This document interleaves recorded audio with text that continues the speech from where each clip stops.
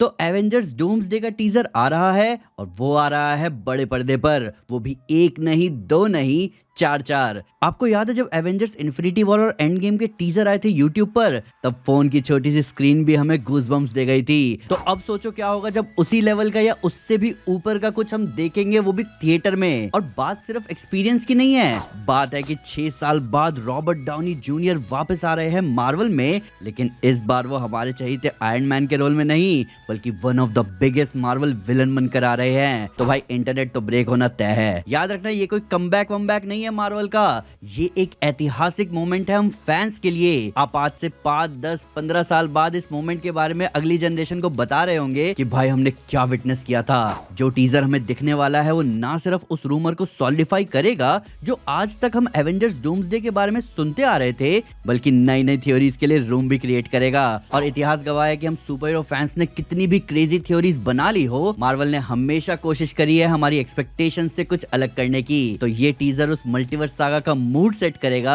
जो कि फाइनली अपने डूम्सडे की तरफ बढ़ रहा है। तो बिना और समय गवाए मैं आपको अपने एक्सपेक्टेशन बताता हूँ एवेंजर्स डूम्सडे के टीजर से जुड़े। तो शुरुआत करते हैं सबसे पहले डॉक्टर डूम से, क्योंकि भाई अगर एवेंजर्स डूम्सडे के टीजर में डॉक्टर डूम ही देखने को ना मिला तो क्या मजा। अब मैं यहाँ ज्यादा लालची होकर डॉक्टर डूम के सूट का नजारा तो एक्सपेक्ट नहीं कर रहा, पर हाँ इतना ग्लिम्स तो एक्सपेक्ट करूंगा जो मुझे हाइप अप करे। देखो मुझे ना तो रॉबर्ट डाउनी जूनियर पर शक है और ना ही रूसो ब्रदर्स की काबिलियत पर, लेकिन अगर Robert Downey junior iron man की जगह डॉक्टर डूम दिख रहे हैं तो मेरे भाई वो स्टैंड आउट करना चाहिए। बिल्कुल एवेंजर्स इन्फिनिटी वॉर में थैनोस के रिवील के जैसा, जहां उसको दिखाने से पहले उसकी लाइंस सुनाई जाते हैं जो कि आज भी गूज़बम्प्स देते हैं, वैसा ही कुछ हमें यहाँ देखने को मिल जाए तो मजा आ जाएगा। आई नो रूमर है कि टीजर की लेंथ सिर्फ 1 मिनट 25 सेकंड्स की है, पर डूम की एंट्री को ग्रैंड बनाने के लिए उसकी entry fantastic four first steps में दिखे एक झलक से तो ज्यादा बवाल बनाना होगा। डॉक्टर डूम के नाम से ही ऑरा फार्मिंग होनी चाहिए और उसकी प्रेजेंस हमें फील होनी चाहिए,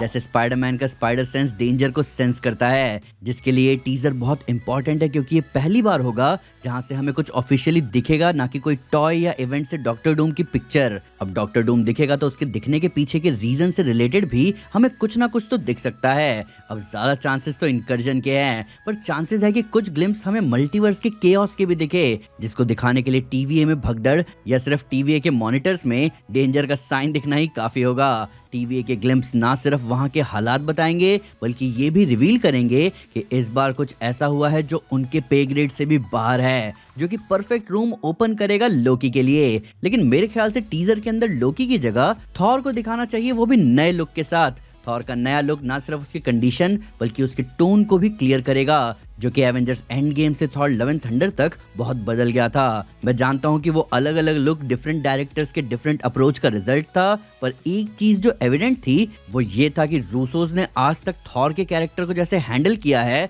वैसा किसी ने नहीं किया। वकांडा में थॉर की एंट्री से लेकर म्योनिर और स्टॉर्म ब्रेकर को एक साथ यूज करते दिखाना आज भी एक फ्रेश मेमोरी लगती है। लोकी के सीजन 2 की एंडिंग के बाद से लोकी का आज तक ना दिखना ऑलरेडी कुछ बड़े को हिंट कर रहा है, तो उसका एब्सेंस टीजर में मिस्ट्री ही क्रिएट करेगा जो कि मूवी के लिए बेस्ट होगा। अब डूम, लोकी और थॉर जैसे बड़े कैरेक्टर से हटकर उन कैरेक्टर्स की बात करते हैं जिनके इंडिविजुअल एफर्ट्स मिलकर एक बहुत बड़ा चेंज लाएंगे, जिनको लीड करेगा हमारा नया कैप्टन अमेरिका यानी कि सैम विल्सन। अब सैम विल्सन जिसकी टीम में फिलहाल शैंग-ची, वॉन्ग, वॉकिन टॉरिस के साथ साथ हमें हल्क भी दिख जाए तो मजा आ जाएगा, लेकिन अगर अपने स्टीव वाले ओजी कैप्टन अमेरिका दिख जाए तो मजा ही आ जाएगा, जिसके चांसेस सबसे ज्यादा हैं क्योंकि खबर ऐसी है कि एवेंजर्स डूम्सडे असल में सीक्वल है एवेंजर्स एंड गेम का, यानी कि एंड गेम जहां पर खत्म हुआ था वहीं से एवेंजर्स डूम्सडे शुरू होगा। तो ऐसे में स्टीव रॉजर्स को इस टीजर में डेफिनेटली दिखना चाहिए, जो कि एक हार्ड हिटिंग नॉस्टैल्जिया जैसा काम करेगा, क्योंकि एंड गेम के बाद स्टीव को एक भी मार्वल मूवी में नहीं दिखाया गया। इसके अलावा एवेंजर्स एंड गेम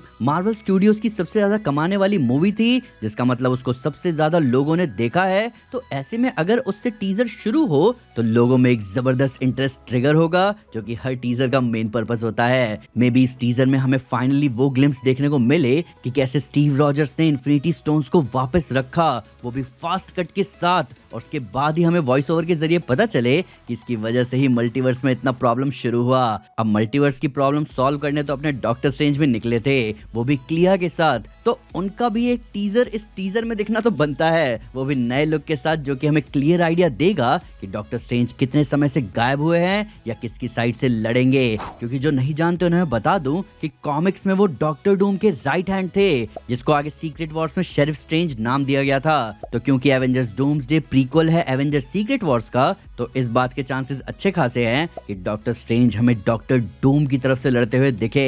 बात करें एक्समैन की, तो उनकी तरफ से चार्ल्स और मैग्नीटो का दिखना तो बनता है, पर मेरे ख्याल से अगर साइक्लॉप्स एक्शन में दिख जाए तो भाई मजा ही आ जाएगा। अब अगर साइक्लॉप्स की पावर्स थोड़ी फ्लैशी लग रही है तो ऐसे में वो लोग बस मैग्नीटो को अपने हाथ को हिलाते हुए दिखा सकते हैं। देखो मेरी बातों को कुछ गलत नहीं समझना, लेकिन हर एक मार्वल फैन जानता है कि मैग्नीटो का पोटेंशियल क्या है और उसका कैरेक्टर आर्क कितना ऑसम है। सच कहूं तो एवेंजर्स वर्सेस एक्समैन का अगर थोड़ा सा भी ग्लिम्स देखने को मिल जाए तो सोने पर सुहागा हो जाएगा और ये वैसी ही हाइप जनरेट करेगा जैसे सिविल वॉर ने किया था। इसके बाद फाइनली हमें फैंटास्टिक फोर से जुड़े कुछ सीन दिख सकते हैं जो कि मोस्ट प्रोबेबली एक शिप के अंदर के हो सकते हैं, क्योंकि हम लोगों ने थंडरबोल्ट्स मूवी के एंड क्रेडिट में ऑलरेडी देख रखा है कि फैंटास्टिक फोर अर्थ 616 में आ गए हैं और वो न्यू के साथ साथ ओल्ड एवेंजर्स से मिले, जिसके बाद दोनों टीम से कुछ मेंबर्स फैंटास्टिक फोर के साथ एक मिशन में जाएं, वहीं बाकी लोग उस स्पेस प्रॉब्लम से डील करें जिसके बारे में येलेना ने बताया था थंडरबोल्ट्स के एंड क्रेडिट सीन में, जो कि बेसिकली पूरा सेटअप है एवेंजर्स डूम्सडे का। यहाँ फैंटास्टिक फोर की तरफ से जो भी शॉट्स हमें देखने को मिलेंगे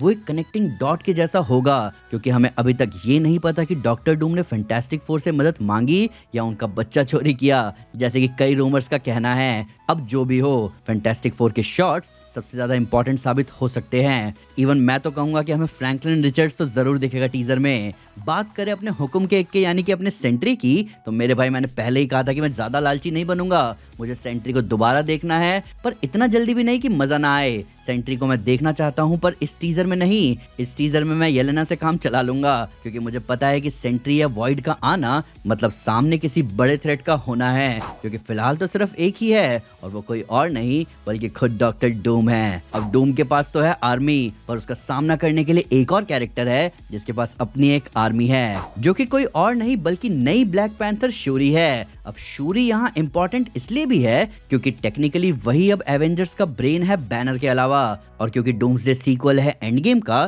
तो मुझे लगता है कि एंटमैन हमें ब्लैक पैंथर के साथ दिखेगा जो क्वांटम रियल्म के बारे में शूरी को बताएगा, क्योंकि वो एक तरीका हो सकता है इनकर्जन से डील करने का। इसके अलावा सच कहूं तो मैं ब्लैक पैंथर को एक्सपेक्ट कर रहा हूं जो दूसरे यूनिवर्स से हो, जिसका कोई पर्सनल ग्रज हो डॉक्टर डूम से, जिसकी वजह से इस स्टोरी में एक पर्सनल एंगल भी ऐड हो। अब देखो ये जो सारे मेरे एक्सपेक्टेशंस हैं ये मैंने उतने भी हाई नहीं रखे जो पॉसिबल ना हो पाए, और आप जानते हो कि मैं इतना पॉजिटिव हूं कि मैं लो एक्सपेक्टेशन तो रखता नहीं, वरना अगर मेरा बस चले तो भाई ट्रेलर शुरू करो थॉर वर्सेस डूम दिखाकर, क्योंकि भाई टीजर एक्सपेक्टेशन के मामले में मार्वल ने भी झोल किए हैं। अगर आप भूल गए हो तो मैं आपको याद दिला दूं कि हॉलीवुड में बने जितने भी ट्रेलर्स हैं उनमें सबसे बड़ा स्कैम किसी ने किया है तो वो एवेंजर्स इन्फिनिटी वॉर था, जिसने ये शॉट दिखाकर हमें हाइप अप किया पर मूवी में ऐसा कुछ नहीं मिला। तो चांसेस है कि हमें अभी भी कुछ फेक शॉट्स दिख सकते हैं, इसीलिए सावधान रहे, सतर्क रहे और दिल्ली वालों की तरह ट्रेलर के आने के बाद भी उस पर भरोसा ना करे। अब भाई मैंने तो अपने एक्सपेक्टेशंस आपको खुल के बता दिए हैं, अब आपकी बारी है कि आप कमेंट्स में अपने एक्सपेक्टेशन और अपने वाइल्ड से